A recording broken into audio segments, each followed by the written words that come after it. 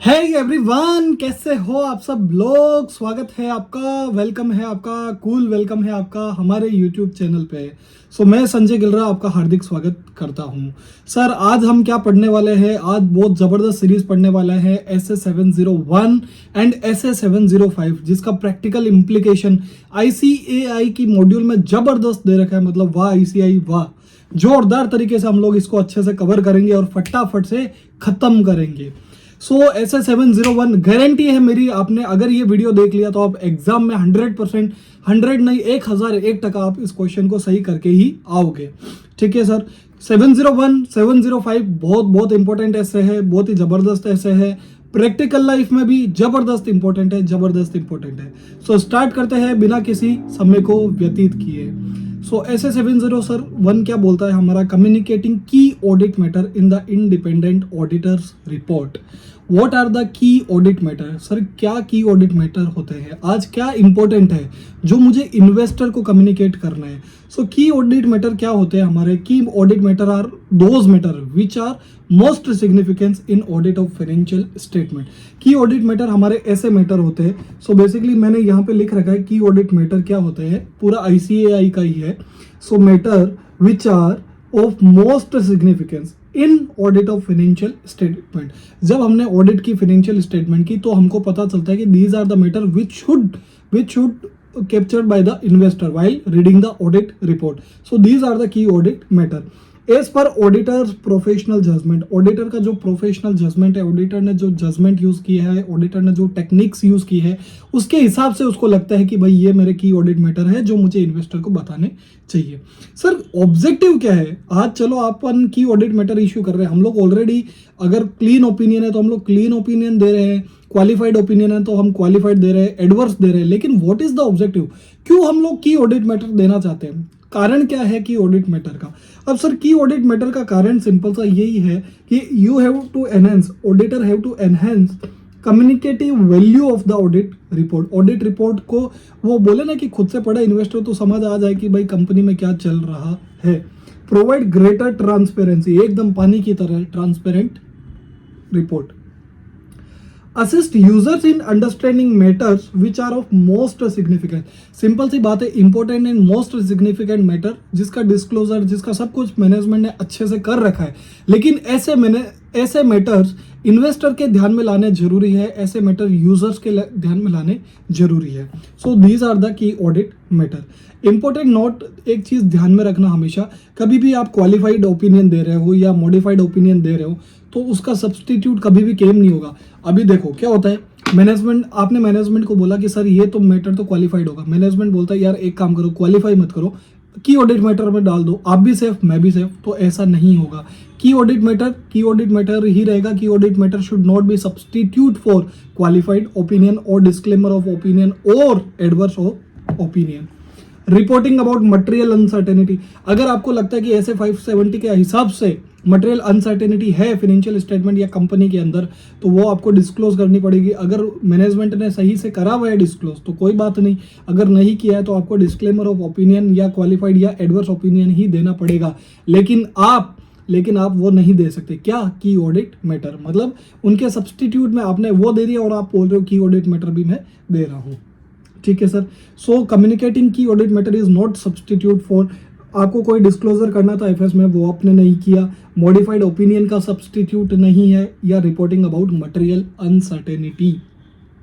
की audit matter applicable किन किन को होते हैं? देखो साथ साथ में मैं आपको बता देता हूँ, हम लोग ये कवर करते गए ICAI से, हम लोगों ने ये पढ़ लिया है, ये पूरा अच्छे से पढ़ लिया है, हम लोगों ने पर्पस पढ़ लिया है, हम लोगों ने स्कोप पढ़ लिया है, अप्लीकेबिलिटी पढ़ ली है। अब हम लोग अब क्या पढ़ रहे हैं? हम लोग पढ़ रहे हैं sir applicability. What is the applicability of SA701? Applicability क्या है सर SA701 की? SA701 is applicable only to listed entities. हमेशा ये चीज ध्यान में रखना कि लिस्टेड एंटिटीज को ही SA701 एप्लीकेबल है। ऐसे सर्कमस्टांसेस जो रिक्वायर्ड है, मतलब कुछ ऐसे सर्कमस्टांसेस भी हो सकते हैं जिनकी रिक्वायरमेंट है कि भाई हमें की ऑडिट मैटर इशू करना पड़ेगा। सपोज कोविड-19 आया या रशियन यूक्रेन वार आया जिसका एंटिटी पे इम्पैक्ट हुआ। ठीक है, यह रिक्वायरमेंट है किसी लॉ और रेगुलेशन की। देखो एप्लीकेबिलिटी तीन चीज़ों से आ सकती है। पहला तो लिस्टेड एंटिटी है तो एप्लीकेबल है KAM, you can issue cam.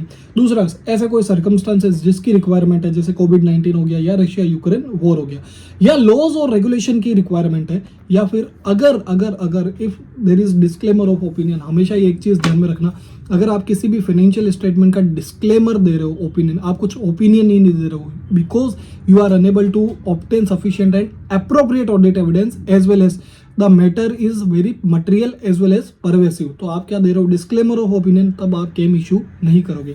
आपकी ऑडिट रिपोर्ट के अंदर की ऑडिट मैटर नहीं होगा। एक चीज हमेशा ध्यान रखना, these are the very important facts कि लिस्टेड एंटिटीज को ये एप्लीकेबल है, और अगर डिस्क्लेमर ऑफ ओपिनियन है मेरे फाइनेंशियल स्टेटमेंट के अंदर तो I will not issue any KAM. KAM मतलब की audit matter. How to determine KAM, हम कैसे डिटरमाइन करेंगे, हम लोग कैसे जजमेंट करेंगे, कैसे जज करेंगे कि भाई ये की ऑडिट, ये आदमी मेरे लिए इंपॉर्टेंट है, ये फाइनेंशियल का ये आइटम मेरे लिए इंपॉर्टेंट है, और ये फाइनेंशियल का ये आइटम मेरे लिए इंपॉर्टेंट नहीं है। तो कुछ फैक्टर्स दे रखे हैं आईसीए ने जिससे हम आइडेंटिफाई कर सकते हैं। सॉरी, स्टैंडर्ड्स ऑन ऑडिटिंग ने कुछ फैक्टर्स दे रखे हैं। ऐसे एरियाज जिसका हायर आरएमएम हो, रिस्क ऑफ मटेरियल मिसस्टेटमेंट बहुत ज़्यादा हो। रिस्क ऑफ मटेरियल मिसस्टेटमेंट किससे होता है, हमेशा ध्यान में रखना, फ्रॉड एंड एरर से। सिग्निफिकेंट एरिया हो, सिग्निफिकेंट रिस्क हो, जैसे रेवेन्यू हो गया, अनबिल्ड रेवेन्यू हो गया, या फिर गुडविल का वैल्यूएशन हो गया, फाइनेंशियल इंस्ट्रूमेंट हो गए। हाई एस्टिमेशन अनसर्टेनिटी, कुछ ऐसे इंस्ट्रूमेंट्स जिनकी हाई एस्टिमेशन अनसर्टेनिटी, मतलब उन एस्टिमेट ही नहीं कर सकते, ऐसी अनसर्टेनिटी। सिग्निफिकेंट ऑडिटर का और मैनेजमेंट का जजमेंट भी इन्वॉल्व हो, मतलब जजमेंट पूरा का पूरा जो आइटम की वैल्यूएशन हुई है, फाइनेंशियल आइटम के वैल्यूएशन, जैसे प्रोविजन हो गया, सपोज इन्वेंट्री ऑब्सोल्यूशन हो गया, so these are the purely based on judgemental basis. तो ये मेरे हाई रिस्क एरियाज हो सकते हैं। और कोई ऐसा सिग्निफिकेंट इवेंट या फिर ट्रांजैक्शन हो गया, क्या हो सकते हैं सर, एग्जांपल बताएंगे आप हमें कि एग्जांपल्स क्या हो सकते हैं कि ऑडिट मैटर के। यस, एग्जांपल बताएंगे आपको। सबसे पहले इम्पेयरमेंट का असेसमेंट करना, प्रॉपर्टी प्लांट एंड इक्विपमेंट में हम इम्पेयरमेंट चेक करते हैं, तो कैसे करेंगे, तो हम उसमें हाईली जजमेंट इन्वॉल्व होगा। Provision for losses and contingencies कैसे आप करोगे। Valuation of financial instrument, very typical.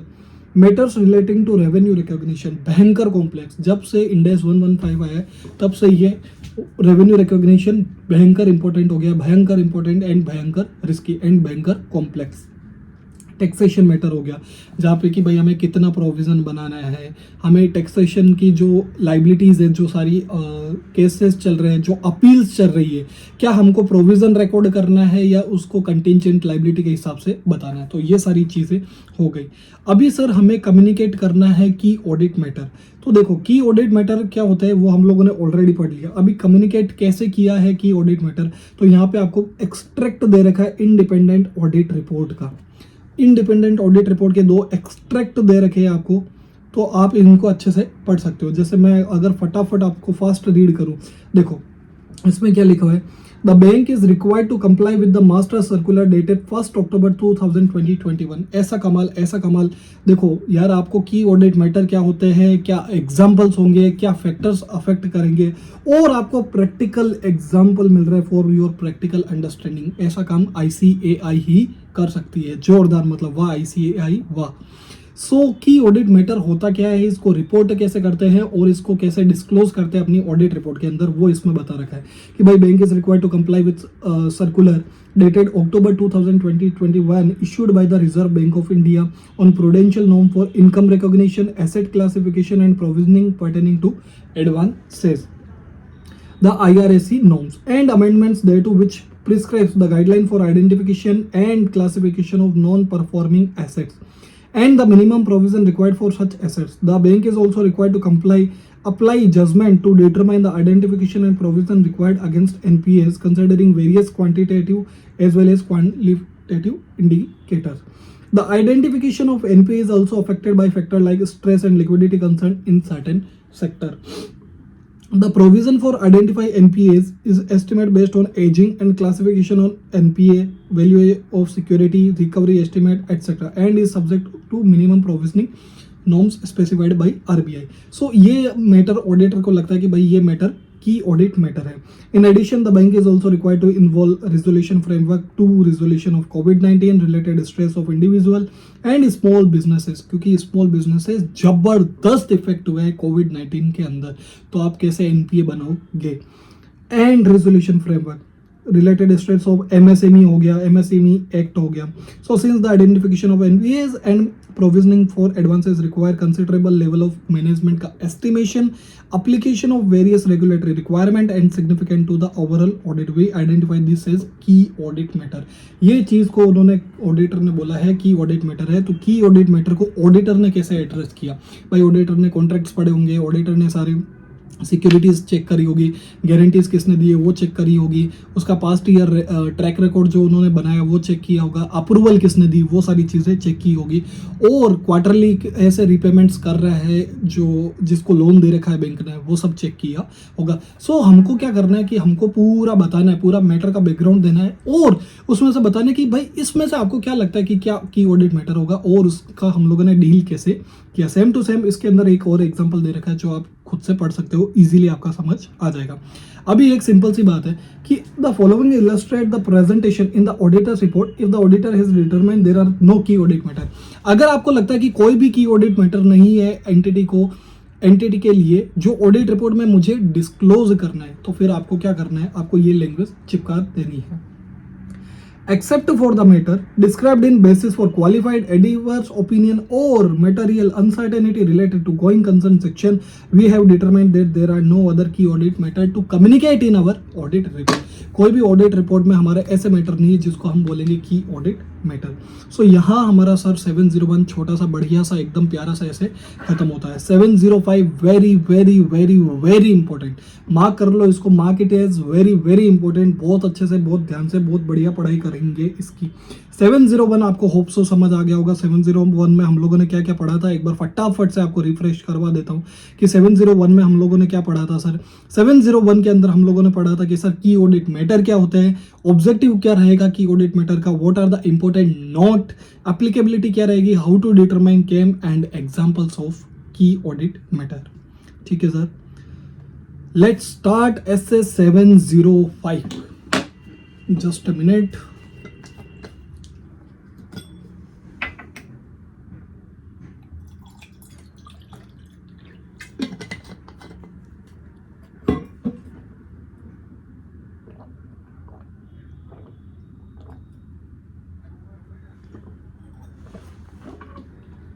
ऐसे 705 सर आपका क्या बोलता है, ऐसे 705 बोलता है modification to the opinion in the independent auditors report. Sir modification का मतलब क्या, कल ही हम लोगों ने बात करी थी। देखो दो चीज होती है, एक तो मॉडिफाइड ओपिनियन, जैसे ओपिनियन है ना सर, ओपिनियन आपका सेक्शन, ओपिनियन सेक्शन में दो चीजें होती है, modified opinion, unmodified opinion. Modified में भी तीन चीज हो गई, अनमॉडिफाइड मतलब तो क्लीन रिपोर्ट एकदम कुछ भी नहीं, true and fair view. Modified में भी फिर तीन चीज हो गई, सबसे पहले qualified, adverse and disclaimer of opinion. ये फ्लो चार्ट हमेशा ध्यान में रखना। अभी क्वालिफाइड, एडवर्स और डिस्क्लेमर ऑफ ओपिनियन कब कब इश्यू करना है, ये टाइप्स ऑफ ओपिनियन है जो हम लोग एज ए ऑडिट रिपोर्ट में हम लोग इश्यू करेंगे। ठीक है, अभी हाउ टू टेक डिसीजन कि भाई मॉडिफाइड ओपिनियन इश्यू करना है, हमको कैसे डिसीजन लेना है कि भाई मॉडिफाइड इश्यू ओपिनियन ही हम लोग इश्यू करेंगे। तो यहाँ पे आईसीआई ने दो फैक्टर दे रखे, nature of the matter giving rise to the modification, whether the financial statement are materially misstated और inability to obtain sufficient and appropriate audit evidence. Modified opinion है, सिंपल सी बात है सर, मॉडिफाइड ओपिनियन है आपका, modified opinion आप दो case में इश्यू करोगे। एक तो कि भाई जो मेरे फाइनेंशियल स्टेटमेंट है वो मटीरियली बड़ी गलतियों से मिसस्टेटेड है, मतलब भयंकर गलती है उसके अंदर, भयंकर गलती है, भयंकर डिस्क्लोजर में प्रॉब्लम्स है, and auditor is unable to obtain evidence नहीं, sufficient and appropriate audit evidence. मतलब फाइनेंशियल स्टेटमेंट भी मेरे गलत है and auditor is unable to obtain sufficient and appropriate audit evidence. तो यहाँ पे क्या होगा, मेरा मॉडिफिकेशन ओपिनियन होगा। मैं क्वालिफाई करूंगा, एडवर्स करूंगा और डिस्क्लेमर ऑफ ओपिनियन कर सकता हूँ इन तीनों में से as per the relevant circumstances. ठीक है सर, अभी ऑब्जेक्टिव क्या है? ऑब्जेक्टिव क्या है? To express modified opinion. भाई ऑडिटर को लगता है कि भाई फाइनेंशियल स्टेटमेंट एक तो फ्री नहीं है मिसस्टेटमेंट से, और auditor is unable to obtain the क्या बोलते हैं ऑडिट एविडेंस। सो ये चीज और ये चीज सेम ही है। सो अपन को ध्यान में रखना है कि भाई मैं मॉडिफाइड ओपिनियन कब इश्यू करूंगा कि एक तो मेरे फाइनेंशियल स्टेटमेंट में भयंकर गलतियां है, मटेरियली मिसस्टेटेड है, and auditor is unable to obtain sufficient and appropriate audit evidence. तो ये एक चीजें ध्यान में रखना। ये आपका काट देना, ये सेम टू सेम है, हम लोगों ने ऑलरेडी पढ़ लिया है। Determine types of modification of the opinion in the auditors opinion. सबसे पहला क्वालिफाइड ओपिनियन। क्वालिफाइड ओपिनियन कब इशू किया जाता है? मैं सिंपल सा आपको लॉजिक बताता हूँ कि भाई आपको sufficient and appropriate audit evidence तो मिल गए, yes you have sufficient and appropriate audit evidence, you have obtained, yes obtained. लेकिन लेकिन लेकिन लेकिन मिसस्टेटमेंट है, वो जो मिसस्टेटमेंट है ना वो मटेरियल है। मतलब मेरा जो मिसस्टेटमेंट है ना सर, वो मटेरियल तो है बट परवेजिव नहीं है सर। ये कुछ समझ नहीं आ रहा। आप बोल रहे हो sufficient and appropriate audit evidence मिल गया, मिल गया। फिर आपने बोला कि सर मिसस्टेटमेंट है ना वो मटेरियल है, मतलब बड़ा है, गलत है, लेकिन परवेजिव नहीं है। सर परवेजिव क्या होता है? तो पहले समझते परवेजिव का मतलब क्या होता है, तो ही आपको आगे समझ में आएगा सर परवेजिव का मतलब क्या होता है। आईसीआई ने मतलब एकदम इस बार कमाल कर दिया, क्या मटेरियल बनाया है। सर परवेजिव का मतलब क्या होता है? Pervasive is a term, pervasive एक ऐसा टर्म है जो used in the context of misstatement. Misstatement मतलब गलती, to describe the effect on the financial statement of misstatement और द पॉसिबल इफेक्ट। या तो इफेक्ट हो गया है फाइनेंशियल स्टेटमेंट, या पॉसिबल इफेक्ट हो सकता है if there are any undetected due to inability to obtain sufficient and appropriate audit evidence। ठीक है, लेकिन परवेजिव मतलब क्या है? सेंसिटिविटी। बेसिकली हम क्या बोल रहे हैं कि भाई जो परवेजिव का मतलब है are not confined to specific elements. मतलब सपोज आज मुझे इन्वेंट्री के एविडेंस नहीं मिले, sufficient and appropriate audit evidence inventory के नहीं मिले, ठीक है ना, एविडेंसेस मिले लेकिन sufficient and appropriate audit evidence नहीं मिले, लेकिन मुझे ट्रेड पेएबल के मिल गए, मुझे ट्रेड रिसीवेबल के मिल गए, मुझे सेल्स के डॉक्यूमेंट्री एविडेंस मिल गए, मुझे सब चीज़ों के डॉक्यूमेंट्री एविडेंस मिल गए, लेकिन मुझे इन्वेंट्री के एविडेंसेस नहीं मिले। तो क्या मैं डिस्क्लेमर ऑफ ओपिनियन दूंगा या क्वालिफाइड ओपिनियन? तो my answer is qualified opinion, क्योंकि जो आपका इफेक्ट है मटेरियल, जो इन्वेंट्री है, सपोज इन्वेंट्री आपके पूरे बैलेंस शीट की टोटल की 10 करोड़ है, ठीक है, और बैलेंस शीट का टोटल है 1000 करोड़, ठीक है ना, तो 1% ऑफ टोटल एसेट्स आपका इन्वेंट्री है। अभी उस इन्वेंट्री का आपके पास डॉक्यूमेंट्री एविडेंस नहीं है, तो you will qualify that opinion. तो सिंपल सी क्या बात बोल रहा है ये कन्फाइंड है टू स्पेसिफिक एलिमेंट, मतलब इट इज नॉट कन्फाइंड। अगर देखो आपका जब क्वालिफाई ओपिनियन कब आप इश्यू करोगे? Sufficient and appropriate audit evidence मिल गया लेकिन हमारे केस में नहीं मिला है सपोज, एंड जिसका इफेक्ट मटेरियल भी है और परवेजिव नहीं है, लेकिन मटेरियल तो है लेकिन परवेजिव नहीं है। अब मेरे लिए फाइनेंशियल स्टेटमेंट में मेरी इन्वेंट्री मटेरियल तो है लेकिन परवेजिव नहीं। परवेजिव मतलब मुझे सब चीज़ों के डॉक्यूमेंट्स मिल गए, तो मेरे खाली ये इन्वेंट्री में कंफर्ट नहीं आ रहा मेरे को, बाकी सारी चीज़ों पे आ रहा है मेरे को। तो बाकी सारी चीज़ों पे आ रहा है अगर, तो इसका मतलब क्या हुआ? परवेजिव इफेक्ट नहीं हुआ, क्योंकि मेरा परवेजिव इफेक्ट होता तो वो भाई इन्वेंट्री को हिट करता, सेल्स को हिट करता, ट्रेड पेएबल को हिट करता, ट्रेड रिसीवेबल को हिट करता, लेकिन मेरे कन्फाइंड किससे है? खाली इन्वेंट्री से। सेंसिटिविटी मतलब परवेजिव का मतलब, परवेजिव क्या करता है? बहुत सारे आइटम्स को इफेक्ट कर देता है, मतलब इन्वेंट्री को भी इफेक्ट किया, पीपी को भी इफेक्ट किया, सेल्स को भी इफेक्ट किया, ट्रेड रिसीवेबल, ट्रेड पेएबल, सबको इफेक्ट करता है। अगर एक लार्ज इफेक्ट करता है तो फिर मेरा मैटर क्या होगा? परवेसिव, ठीक है ना। If so confined represented could represent a substantial portion, या मेरे फाइनेंशियल स्टेटमेंट का सब्सटेंशियल पोर्शन इफेक्ट हो रहा हो, या in relation to disclosure fundamental to user understanding, ठीक है। देखो एग्जाम्पल भी दिया है परवेजिव का मतलब, अगर if sufficient and appropriate audit evidence is not available for say inventory but the other elements are properly supported by documentary evidence, then the non availability of information on inventory is localised to possible misstatement of inventory but has no impact on the other element like trade receivable, PP, loans, trade payable, etc. मतलब मेरे पास खाली inventory के evidences नहीं है लेकिन बाकी सारे items के एविडेंसेस है, तो मेरा मैटर क्या हुआ? मटेरियल है मेरे लिए, फाइनेंशियल्स के लिए, लेकिन परवेजिव इफेक्ट नहीं है। तो अगर सिंपल सी बात है, हमें क्वालिफाई ओपिनियन कब इश्यू करना है सर? हमें क्वालिफाई ओपिनियन तभी इश्यू करना है जब मैंने sufficient and appropriate audit evidence obtain कर लिया, लेकिन मेरा जो मैटर है वो मटेरियल है बट परवेजिव नहीं है, मतलब वो सिंगल आइटम को ही इफेक्ट कर रहा है, तो I will issue qualified opinion. एक चीज बढ़िया ध्यान में रखना।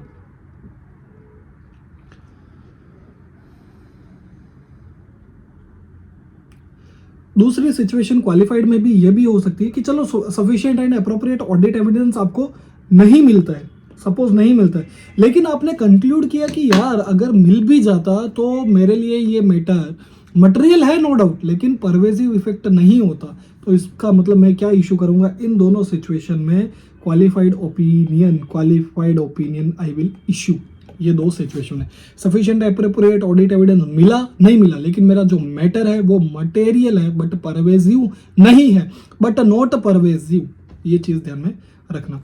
इलस्ट्रेशन 3 एक जोरदार सीन है, सीए सुधीर करके है, उसमें कैसा है कि कंपनी को शॉर्ट टर्म फंडिंग चाहिए एंड लॉन्ग टर्म फंडिंग चाहिए, ठीक है ना, और company is unable to renegotiate, ठीक है, as such the company may be unable to realise is asset in the normal course of business, ठीक है। Not to account annex to the financial statement discuss the magnitude of financing arrangement, financing arrangement का notes to accounts के अंदर disclosure है properly, तो investor या user को पता चल जाएगा कि भाई कंपनी में गड़बड़ी है। The expiration and the total financing arrangement, however, the financial statement do not include discussion on the impact or availability of refinancing. Refinancing कैसी करनी है उसका फाइनेंशियल में कोई भी जिक्र नहीं है। Thus, the financial statement and not there to do not disclose this fact. What kind of opinion should CA Sudhir issue in case of XYZ Limited? देखो इस सिचुएशन में इंडिकेट क्या कर रहा है भाई, एक तो मटेरियल अनसर्टेनिटी एग्जिस्ट कर रही है जो सिग्निफिकेंट डाउट क्रिएट कर सकती है, ठीक है। XYZ unable to realize its assets and discharge its liability. Further, the financial statement do not disclose this fact adequately. दोस्तों फाइनेंशियल स्टेटमेंट क्या है, मटेरियली मिसस्टेटेड है ड्यू टू इनएडिक्वेट डिस्क्लोजर, खाली एक डिस्क्लोजर ही नहीं दिया हुआ है किसका, मटेरियल अनसर्टेनिटी का। बट सो सीए सुधीर क्या करेगा, एक्सप्रेस करेगा qualified opinion as the effect on the financial statement of this inadequate disclosure और material but not a pervasive, मतलब इनएडिक्वेट डिस्क्लोजर है, डिस्क्लोजर पूरा ही ओमिट नहीं किया, अगर पूरा ओमिट कर दिया होता तो हम क्या इशू करते, एडवर्स ओपिनियन, जो हम लोगों ने ऑलरेडी ऐसे 570 में पढ़ा होगा, जिन बच्चों ने मेरा ऐसे 570 का वीडियो देखा है। लेकिन सीए सुधीर क्या करेगा, क्वालिफाई ओपिनियन करेगा, क्योंकि जो डिस्क्लोजर है वो इनएडिक्वेट है, थोड़ा सा डिटेलिंग करने की जरूरत है, ठीक है। और ये रिलेवेंट एक्सट्रैक्ट दे रखा कि आप फाइनेंशियल के अंदर कैसे मैटर को डिस्क्लोज करोगे, तो ये आप आराम से पढ़ लेना। अभी आता है सर क्वालिफाइड ओपिनियन का, हमको समझ आ गया कि क्वालिफाइड ओपिनियन हम कब इशू करेंगे, सफिशिएंट एप्रोप्रिएट ऑडिट एविडेंस मिले चाहे नहीं मिले, लेकिन अगर मेरा मैटर मटेरियल है बट परवेजिव नहीं है तो मैं क्या करूंगा, क्वालिफाइड ओपिनियन इशू कर दूंगा। अब सेम टू सेम आता है दूसरा ओपिनियन आपका adverse opinion. Sir adverse opinion कब हम लोग इश्यू करेंगे, जब हमको sufficient and appropriate audit evidence तो मिल जाता है, लेकिन मैटर क्या होता है, मटेरियल एंड परवेजिव दोनों है। मैटर यहाँ पे क्या हो रहा है, मटेरियल भी है प्लस प्लस प्लस परवेजिव भी है, ये एक चीज ध्यान में रखना। सेम टू सेम ऊपर और नीचे वाले एग्जांपल में फर्क क्या है कि भाई कंपनी ने फाइल कर दिया बैंकरप्सी के लिए, सेम टू सेम सिचुएशन है, कंपनी ने इस एग्जांपल इलस्ट्रेशन 4 के अंदर कंपनी ने फाइल कर दिया बैंकरप्सी के लिए, और फाइनेंशियल स्टेटमेंट इस फैक्ट के बारे में ही नहीं बता रहा कि कंपनी ने बैंकरप्सी के लिए अप्लाई कर दिया। इनएडिक्वेट डिस्क्लोजर नहीं, यहाँ पे तो पूरा ओमिट ही कर दिया डिस्क्लोजर, तो फिर हमको क्या बोल रहा था कि भाई एंटिटी अगर बैंकरप्ट है तो फिर उसको क्या करना पड़ेगा, और इसने यहाँ पे क्या कर दिया, ओमिट कर दिया तो क्या करना पड़ेगा इसको, एडवर्स ओपिनियन। क्यों, क्योंकि देखो बैंकरप्सी के लिए फाइल कर रहे हो तो तुम्हारे ट्रेड पेएबल, ट्रेड रिसीवेबल, कितना पैसा आएगा, कितना तुम दोगे, कितना तुम बैंक का पेमेंट करोगे, कितना तुम गवर्नमेंट का दोगे, कितना तुम लिक्विडेशन को दोगे, वो सारी चीजें मैटर करती है। तो जो भी आपकी फाइनेंशियल में दिख रहा है वो ट्रू पिक्चर नहीं है आज तुम्हारे एंटिटी की, और तुमने बैंकरप्सी का फैक्ट इन्वेस्टर से छुपाया या यूजर अंडरस्टैंडिंग से के लिए छुपाया, तो इसका मतलब क्या है, मैटर क्या हो गया, मेरा मटेरियल है और परवेजिव भी है, क्योंकि हर एक आइटम को पता नहीं कहाँ कहाँ इफेक्ट करेगा बैंकरप्सी का, ठीक है। तो एक चीज ये ध्यान में रखना, और ये रेलेवेंट एक्सट्रैक्ट दिया हुआ है एडवर्स ओपिनियन और बेसिस फॉर क्वालिफाइड ओपिनियन के लिए। अब सर आप बताइए मेरे को कि सर आप डिस्क्लेमर ऑफ ओपिनियन कब इश्यू करोगे। डिस्क्लेमर ऑफ ओपिनियन हम कब इश्यू करेंगे सर, डिस्क्लेमर ऑफ ओपिनियन हम इश्यू करेंगे जब आपने सफिशिएंट एंड एप्रोप्रिएट ऑडिट भी एविडेंस आपको मिला ही नहीं है, sufficient and appropriate audit evidence नहीं मिला है आपको, और आपका मैटर क्या है, मिसस्टेटमेंट कैसा है आपका, मटेरियल भी है और परवेजिव भी है।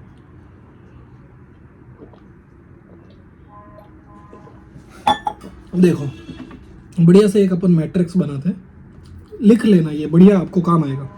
देखो सबसे पहले हम लोगों ने पढ़ा सर क्वालिफाइड ओपिनियन, आपने क्वालिफाइड का पढ़ाया, फिर आपने एडवर्स का पढ़ाया, फिर आपने क्या पढ़ाया, डिस्क्लेमर ऑफ ओपिनियन का पढ़ाया। अब सर अगर sufficient and appropriate audit evidence yes और नो, यस और इसमें नहीं मिला, ठीक है। मैटर कैसा है मेरा, मटेरियल है, material yes but pervasive no, ठीक है। एडवर्स में क्या होगा, मैटर मटेरियल भी है प्लस परवेजिव, दोनों क्या है मटेरियल भी है और परवेजिव भी है। और इधर क्या है मेरा, मैटर मटेरियल और परवेजिव दोनों है। मतलब इस केस में कैसा है मेरा, खाली फर्क क्या पड़ रहा है कि भाई क्वालिफाइड में मेरा मैटर परवेजिव नहीं है, मतलब सिंगल आइटम को इफेक्ट कर रहा है। और मुझे sufficient and appropriate audit evidence मिल भी सकता है, नहीं मिल सकता, लेकिन मैंने कंक्लूड किया कि भाई मेरा जो मैटर है वो परवेजिव इफेक्ट नहीं है। देखो अगर पहले आपने पता लगाया कि भाई मेरा मैटर मटेरियल और परवेजिव दोनों है, लेकिन अगर sufficient and appropriate audit evidence मिल जाता है आपको तो आप एडवर्स ओपिनियन इश्यू कर दो। और अगर sufficient and appropriate audit evidence आपको नहीं मिलता है तो आप क्या करोगे, डिस्क्लेमर ऑफ ओपिनियन, ठीक है। तो ये एक चीज ध्यान में रखना। होप सो आपको समझ भी आ गया होगा। अब इसके अंदर क्या हुआ कि the audit team was unable to obtain audit evidence कि भाई एक about a single element of consolidated financial statement, and वो जो सिंगल आइटम है वो रिप्रेजेंट कर रहा था 90% ऑफ नेट एसेट। तो क्या मैं मैटर मटेरियल एंड परवेसिव दोनों है, यस दोनों है, क्योंकि वो अफेक्ट करता है मेनी असर्शंस को, मेनी फाइनेंशियल आइटम्स को, और मेरा सब्सटेंशियल पोर्शन कवर कर रहा है। तो मैटर मटेरियल एंड परवेसिव दोनों है, तो मुझे क्या करना पड़ेगा, डिस्क्लेमर ऑफ ओपिनियन इशू करना पड़ेगा, क्योंकि मुझे sufficient and appropriate audit evidence नहीं मिले। और ये इसकी लैंग्वेज है कि डिस्क्लेमर ऑफ ओपिनियन कैसे इशू करेंगे और basis for disclaimer of opinion. ये हम लोगों ने परवेजिव का मतलब समझा था। अब एक चीज हमेशा ध्यान रखना आपकी लाइफ टाइम में, आपकी ऑडिट की एग्जाम्स के लिए मैं खास इंपॉर्टेंट बता देता हूँ कि कभी भी किसी भी क्वेश्चन में आपसे ये पूछा जाता है कि अगर ऑडिटर को ऑडिट एविडेंस नहीं मिलता है, sufficient and appropriate audit evidence नहीं मिलता है, चलो ऑडिट एविडेंस नहीं दिया वो तो ठीक है, लेकिन जो ऑडिटर का जो स्कोप है, जो ऑडिटर की रेस्पॉन्सिबिलिटी, उस पर भी मैनेजमेंट क्या लगा लेता है, लिमिटेशन। ऑडिटर ने बोला कि चलो भाई मेरे को सेल्स रजिस्टर दो, मैनेजमेंट बोला नहीं दूंगा। ऑडिटर ने बोला चलो भाई इन्वेंट्री का रिकॉर्ड्स दो, मैनेजमेंट बोलता है नहीं दूंगा। ऑडिटर बोलता है जीएसटी के चालान दो, मैनेजमेंट बोलता है नहीं दूंगा। तो एक काम कर, जीएसटी का चालान छोड़, तो तू रिटर्न चेक कर लो और काम खत्म कर, चालान से तुझे क्या फर्क पड़ता है। सो ऑडिटर बोलेगा कि भाई मैं एक तो sufficient and appropriate audit evidence नहीं मिल रहा, और आज अगर मैं साइन करता हूँ, अब डिस्क्लेमर ऑफ ओपिनियन के लिए भी मैं नहीं कर सकता, तो मुझे क्या करना पड़ेगा, या तो मैं मैटर बात करूंगा टीसीडब्ल्यूजी और मैनेजमेंट से, अगर वो भी नहीं सुनते हैं मेरी बात, तो मैं कंक्लूड करूंगा कि भाई पॉसिबल इफेक्ट क्या है। अगर ये लोग ऑडिट एविडेंस नहीं दे रहे हैं तो मैनेजमेंट कितना ईमानदार है, मैनेजमेंट की ऑनेस्टी क्या है। मैं क्या करूंगा, मैटर को कर दूंगा, मैं क्या कर सकता हूँ, या तो मैटर को मॉडिफाई कर दूंगा कि भाई ये मिसस्टेटमेंट है, ये सॉरी डिस्क्लेमर ऑफ ओपिनियन दे दूंगा, या फिर मैं क्या कर सकता हूँ, विड्रॉ कर सकता हूँ फ्रॉम एंगेजमेंट से, भाई मेरे को करना ही नहीं है, मेरे को तुम ये क्लाइंट ही नहीं करना है। और दूसरी चाह, अगर विड्रॉल नेसेसरी है, विड्रॉल अगर मैं करता हूँ तो किसी को रिपोर्ट करना पड़ेगा मुझे, तो वो मेरे को एक चीज़ चेक कर लेनी है। कभी भी आपको लगता है कि भाई मैनेजमेंट आपके दबाव डाल रहा है, तो आपको दबाव में काम नहीं करना है, क्योंकि we are independent auditors report. So हम लोग इंडिपेंडेंट ऑडिट रिपोर्ट इश्यू करते हैं, और हमारे पास ये ताकत है कि भाई हम लोग इंडिपेंडेंट रहना चाहते हैं। कोई अगर हम पे दबाव या जोर जबरदस्ती या ऐसे रख के अगर आपसे ऑडिट रिपोर्ट साइन करवाता है तो आप मत करना, आप विड्रॉ कर लेना, ठीक है। If the auditor decides to withdraw, अगर ऑडिटर ने डिसाइड कर लिया विड्रॉ का, तो उसको कम्युनिकेट करना पड़ेगा टीसीडब्ल्यूजी को and as well as applicable law and regulatory authority जिनको उनको करना है वो। देखो विड्रोवल कब परमिटेड नहीं है, देखो एक सेबी का बढ़िया सा डिस्क्लोजर है, उसके लिए मैंने एक छोटा सा फ्लो चार्ट बनाया है। सेबी का एक डिस्क्लोजर है, सेबी क्या बोलता है लिस्टेड एंटिटीज के केस में, सेबी क्या बोलता है कि if the auditor proposes to resign, अब सपोज ऑडिटर बोलता है कि भाई मेरे को रिजाइन करना है, within 45 days from the end of any of the quarter of a period covered under the appointment, then the auditor shall before such resignation issue the audit report limited review for such quarter। अगर कोई quarter है, suppose चलो मैं example आपको समझाता हूँ, और after the 45 days, एक तो विद इन 45 डेज और after the 45 days, with in 45 days वाले क्वार्टर में उसको जो क्वार्टर है उसकी ही ऑडिट रिपोर्ट इशू करनी है, लेकिन after 45 days of end of quarter उसको दोनों ऑडिट रिपोर्ट इशू करनी पड़ेगी करंट क्वार्टर की as well as next quarter की। और अगर उसने क्वार्टर 1, क्वार्टर 2, क्वार्टर 3 की ऑडिट रिपोर्ट या लिमिटेड रिव्यू रिपोर्ट इशू कर दी तो उसको फाइनेंशियल ईयर पूरे की भी ऑडिट रिपोर्ट उसी को ही इशू करनी पड़ेगी, उसको ही ऑडिट करना पड़ेगा। ऑडिटर अपनी मनमानी नहीं कर सकता। यहाँ पे भी सेबी आ गया है। रीजन भी आपको जो डालना है डालो। सेबी बोलता है कि तुम क्वालिफाई करना चाहते हो, डिस्क्लेमर देना चाहते हो, वो बड़ी बात नहीं है, लेकिन अब तुम इस चीज़ों में रिजाइन नहीं कर सकते।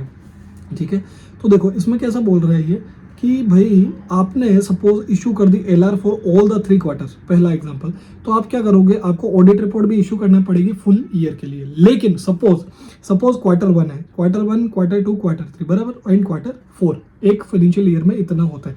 अब क्वार्टर 1 के एंड कब होता है, 30 जून 2020-24, with in 45 days 14 August 2020-24।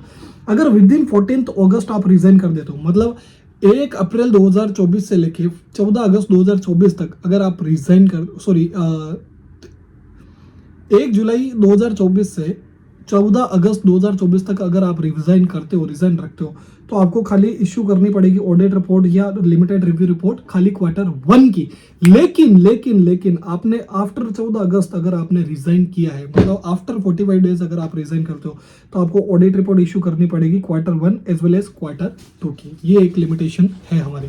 So simple सी बात है, हम लोगों ने क्या समझा सर कि अगर मैं क्वार्टर 1, क्वार्टर 2, क्वार्टर 3 का मैंने लिमिटेड रिव्यू किया है या ऑडिट रिपोर्ट इशू करी है, तो मुझे पूरे फाइनेंशियल ईयर की भी ऑडिट रिपोर्ट मुझे ही इशू करनी पड़ेगी। लेकिन सपोज मेरा क्वार्टर 1 एंड होता है और उसके विद इन 45 डेज में मैं रेजिग्नेशन का प्रपोजल रखता हूं, तो मुझे इस क्वार्टर की जो फर्स्ट क्वार्टर है उसकी ऑडिट रिपोर्ट इशू करनी है। लेकिन इस क्वार्टर के आफ्टर 45 डेज, मतलब विद इन 45 डेज नहीं, आफ्टर 45 डेज अगर मैं रेजिग्नेशन का प्रपोजल रखता हूं, तो मुझे क्वार्टर 1 एंड क्वार्टर 2 दोनों की ऑडिट रिपोर्ट मुझे इशू करनी पड़ेगी। सो ये एक चीज ध्यान में रखना आप। और एक हमेशा ये चीज ध्यान में रखना, जब भी ऑडिटर रेजिग्नेशन दे रहा है तो उसको रेजिग्नेशन का रीजन उसको देना पड़ेगा, किसको, कंपनी को। ये चीज एक ध्यान में रखना। Other consideration relating to adverse और डिस्क्लेमर ऑफ ओपिनियन इंपॉर्टेंट है, क्या बोलना चाह रहे हैं वो पढ़ लेते हैं। When the auditor consider it necessary to express an adverse or disclaimer of an opinion on the financial statement as a whole, the audit report shall not include an unmodified opinion with respect to same financial reporting framework. एक चीज हमेशा ध्यान रखना, कभी भी एक audit report में 2 opinion नहीं हो सकते। सपोज एक फाइनेंशियल के लिए आप बोलो कि ये तो ये क्वालिफाइड है और ये डिस्क्लेमर है, तो ऐसा नहीं चलेगा। आप किसी पर्टिकुलर फाइनेंशियल स्टेटमेंट के लिए आप बोल रहे हो कि भाई, ऑब्वियस सी बात है ना, लॉजिकल है, आप एक तरफ क्वालिफाई बोल रहे हो और एक तरफ बोल रहे हो कि डिस्क्लेमर ऑफ ओपिनियन। डिस्क्लेमर में तो मुझे sufficient and appropriate audit evidence भी नहीं मिलता और सब्सटेंशियली इफेक्ट करता है मेरे फाइनेंशियल्स को, तभी मैं डिस्क्लेमर ऑफ ओपिनियन देता हूँ। लेकिन अगर सिंगल स्पेसिफिक एलिमेंट्स है मेरे, अब सपोज इन्वेंट्री अच्छा है ऐसा नहीं दे रहा और बहुत सारी ऐसी सारी क्वालिफिकेशन है, तो मुझे क्या कर देना है, इशू क्या कर सकता हूँ मैं, डिस्क्लेमर ऑफ ओपिनियन कर सकता हूँ या क्वालिफाइड ओपिनियन। तो एक चीज ये हमेशा ध्यान में रखना।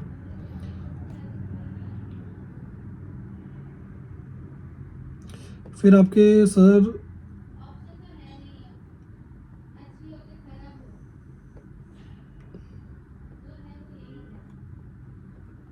अभी हम आपको बता रहे थे, हाँ अभी मैंने आपको क्या क्या पढ़ा दिया है मैं आपको बता देता हूँ, फिर हम लोग ये क्वेश्चंस पे जंप करते हैं। Just a minute.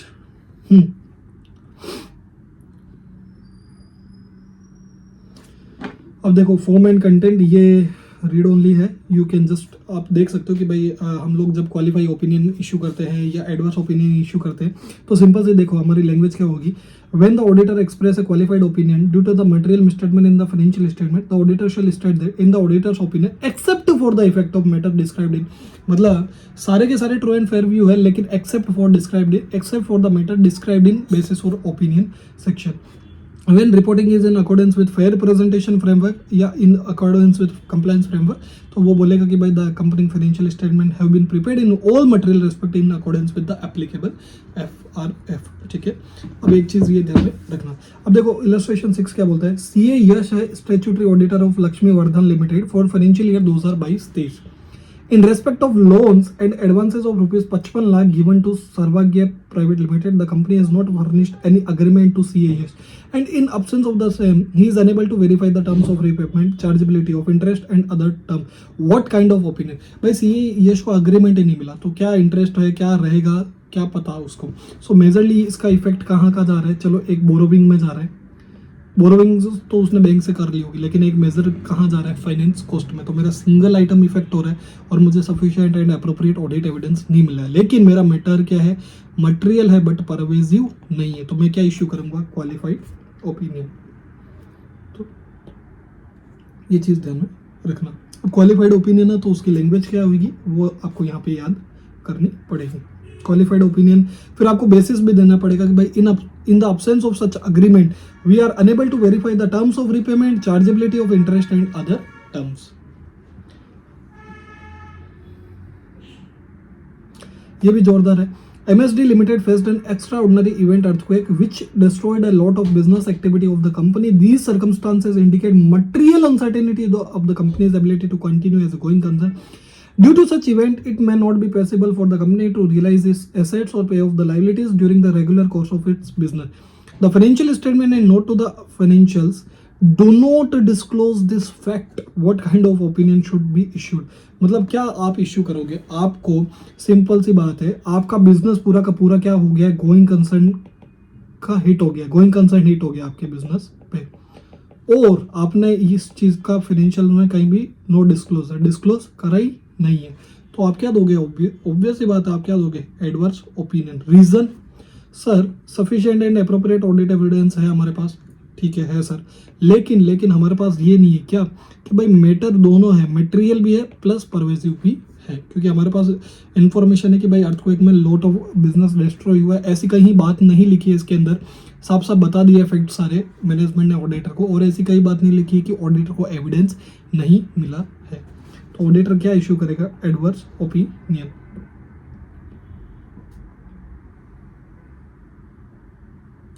CA Abhimanyu is the statutory auditor of PQR Limited. During the course of the CA audit, Abhimanyu noticed the following. With respect to debtor amounting rupees 150 crore, no balance confirmation was received. कोई भी balance confirmation नहीं मिला. Further, there have been defaults on the payment obligation by debtor on the due dates during the year under audit. The company has created a provision for doubtful debt to the tune of rupees 25 crore. 150 crore का debtors है, 150 करोड़ में debtors को confirmation भेजे लेकिन confirmation नहीं मिले, और management ने क्या किया, 25 करोड़ के आसपास का प्रोविजन बना दिया। The company has stated that provision is based on receivable which are older than 36 month. 3 साल से जो पुराने डेटर्स है उनको हम लोगों ने क्या कर दिया, प्रोवाइड फॉर कर दिया, which according to the audit team is inadequate and such and as such the audit team is unable to ascertain the carrying value भी वो पता लगा नहीं पा रही है। Further in respect of inventory, और इन्वेंट्री के केस में भी जो कंस्टिट्यूट कर रही है 40% of total assets, the management has not undertaken physical verification of inventories at periodic intervals. Also, the company has not maintained adequate inventory records. मतलब company के पास sufficient and appropriate audit evidence ही available नहीं है। तो आज मुझे क्या इशू करना पड़ेगा, देखो सबसे पहले बैलेंस कंफर्मेशन। बैलेंस कंफर्मेशन आपके लिए sufficient and appropriate audit evidence है, वो आपके पास नहीं है। Sufficient and appropriate audit evidence नहीं है। 150 करोड़ का आपका ऑलरेडी डेटर्स का अमाउंट गड़बड़ है। इन्वेंट्री जो 40% इन्वेंट्री आपका हिट कर रही है फाइनेंशियल्स को, तो ये क्या हो गया, मेरा सब्सटेंशियल पोर्शन हो गया फाइनेंशियल का, कि मुझे sufficient and appropriate audit evidence भी नहीं मिला है, और मेरा मैटर क्या है, वो दोनों है, मटेरियल प्लस परवेसिव। तो मुझे क्या इश्यू करना पड़ेगा, डिस्क्लेमर ऑफ ओपिनियन, क्योंकि यहाँ पे मुझे sufficient and appropriate audit evidence नहीं मिला है।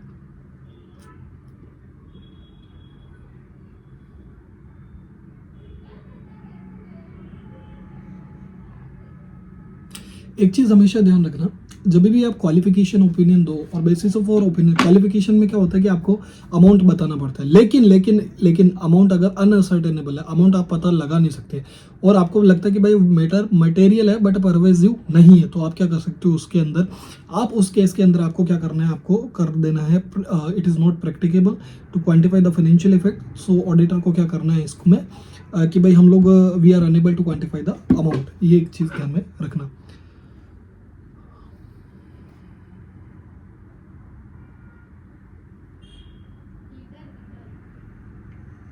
एक चीज ये ध्यान में रखना, if there is a material misstatement of the financial statement that relate to non disclosure of information required to be disclose, भाई आपने डिस्क्लोज करनी चाहिए थी लेकिन आपने डिस्क्लोज नहीं करी, तो डिस्कस कर लो नॉन डिस्क्लोजर किसके साथ, TCWG के साथ, और डिस्क्राइब कर दो बेसिस फॉर ओपिनियन सेक्शन के अंदर, ठीक है ना। और ये चीज़ एक ध्यान में रखना एक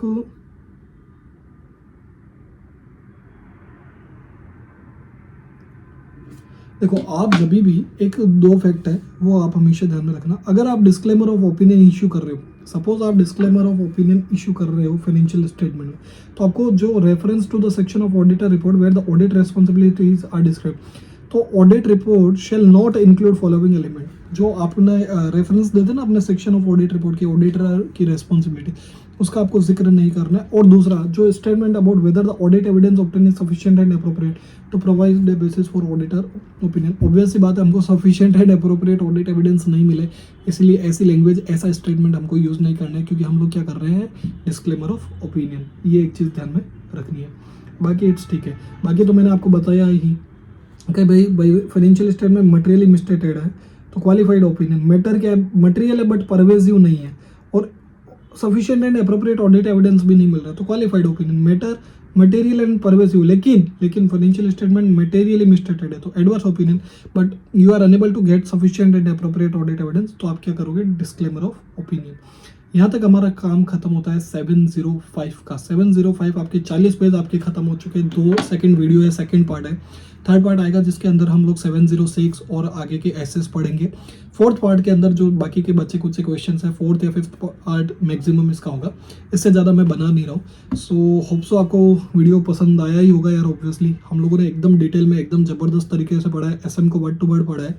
अभी आपको फटाफट क्या करना है, अभी आप देखो, चाहो तो 1.5x पे देखो, 2x पे देखो वीडियोस, लेकिन वीडियोस को देखना यार, बहुत एफर्ट्स लगते हैं बनाने में, बहुत ज़बरदस्त एफर्ट्स लगते हैं। रियल लाइफ प्रैक्टिकल एग्जांपल्स है जो मैं आपको ट्राई करता हूँ कम्युनिकेट करने की, जितना मैं कर सकता हूँ। अभी मैंने एक चीज़ नई चालू की है, जो यूट्यूब शॉर्ट्स होते हैं उसमें जो एसएस के फैक्ट्स होते हैं, जो एमसीक्यूज के लिए आपको काम में आएंगे, तो वो भी आप देख सकते हो। मैं अभी हमेशा हर दिन डाल ही दूंगा, सो आपके लिए वो भी यूजफुल हो जाएंगे। फिर जैसे ही अपना सिलेबस खत्म हो जाएगा, फिर हम लोग एमसीक्यूज की सीरीज रख सकते हैं, क्वेश्चन बैंक की सीरीज रख सकते हैं, जैसा आप बोलोगे आई विल प्रोवाइड यू। तो आपको मैं पूरा का पूरा आपको मेरी तरफ से पूरी की पूरी आपको तैयारी मिलेगी, पूरी की पूरी हेल्प मिलेगी। खाली आपको मेरी एक ही हेल्प चाहिए, मेरे को आपकी एक ही हेल्प चाहिए बेसिकली, कि आप बढ़िया सा चैनल को क्या करो, एक बढ़िया सा लाइक कर देना यार। वीडियो को लाइक करते हो, जितने लाइक्स ज़्यादा देखते हैं तो ऑब्वियस सी बात है, मोटिवेशन होता है। शेयर भी करना प्लीज़ अपने दोस्तों को, किसी अच्छे लोगों को, कि भाई उनको ज़रूरत है ऑडिट के लेक्चर्स की। देखो, आप शेयर करोगे या आप स्टेटस पे रखोगे तो हो सकता है कि आपका कोई फ्रेंड है जिसको ज़रूरत है एक्चुअल में लेक्चर की, बट वो अफोर्ड नहीं कर पा रहे। सब्सक्राइब कर देना प्लीज़। सब्सक्राइब करोगे तो आपको जितने भी लेटेस्ट वीडियोस आएंगे वो भी आप देख सकते हैं। एक मैं ये चीज़ भी सोच रहा हूँ कि एक नॉन रैंकर सीरीज जैसा मैं स्टार्ट करने की सोच रहा हूँ, जिसमें नॉन रैंकर के इंटरव्यूज, आज वो लोग क्या कर रहे हैं सीए फाइनल में, अगर किसी के अटेम्प्ट लगे तो वो लोग क्या कर रहे हैं, वेदर जो उनके अटेम्प्ट क्या मैटर किए हैं उनको प्रैक्टिकल लाइफ में इम्प्लीमेंट करने की, तो वो सीरीज भी हम लोग जल्दी लेके आएंगे आपके लिए। So stay motivated, party hard, पढ़ाई भी हार्ड करो, अच्छे से मेहनत करो और ज़बरदस्त तरीके से पास हो जाओ। हम लोगों को तो बढ़िया ऑडिट के अंदर तो एग्जामिशन, ऑडिट क्या पूरे सीए फाइनल के हर एक सब्जेक्ट में एग्जामिशन लानी है, मतलब एग्जामिशन ही लानी है, और हम लोग लेके आके रहेंगे। So thank you so much, hope so आपको वीडियो पसंद आया होगा। Thank you so much.